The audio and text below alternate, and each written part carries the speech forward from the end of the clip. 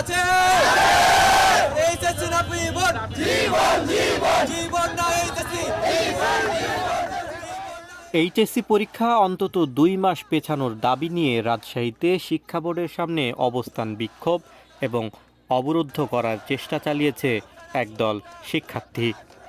মঙ্গলবার দুপুর 1:15টার দিকে রাজশাহী শিক্ষা বোর্ডের সামনে এই ঘটনা ঘটে।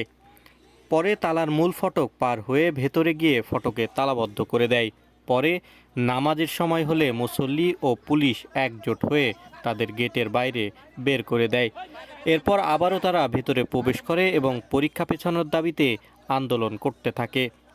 এ সময় একটি দল শিক্ষা বোর্ডের চেয়ারম্যানের সাথে 40 মিনিট ধরে আলোচনা করে। পরে তারা বেরিয়ে এসে জানায় যে আগামী 19 তারিখের মধ্যেই আন্তঃবোর্ডগুলো এ দাবি নিয়ে আলোচনা করবে এবং তারপরেই সিদ্ধান্ত নেওয়া হবে। এ সময় শিক্ষা বোর্ডে অতিরিক্ত পুলিশ মোতায়েন করা হয়। শিক্ষার্থীরা তাদের পরিচয় গোপন রেখে সাংবাদিকদের জানান যে করোনা ভাইরাস যে হারে সংক্রমিত হচ্ছে তাতে এর মধ্যে পরীক্ষা নেওয়া হলে শিক্ষার্থীরা বেশি অসুস্থ হয়ে পড়বে। 2 মাস অন্তত পরীক্ষা পেছানোর জন্য দেশের সবখানেই তারা আন্দোলন চালিয়ে যাচ্ছে। শিক্ষা বোর্ডগুলো তাদের পক্ষে কথা বললে তারা শিক্ষা মন্ত্রণালয় ও শিক্ষা উপদেষ্টা পর্যন্ত শীঘ্রই বিষয়টি নিয়ে কথা বলবে বলেও জানানো হয়।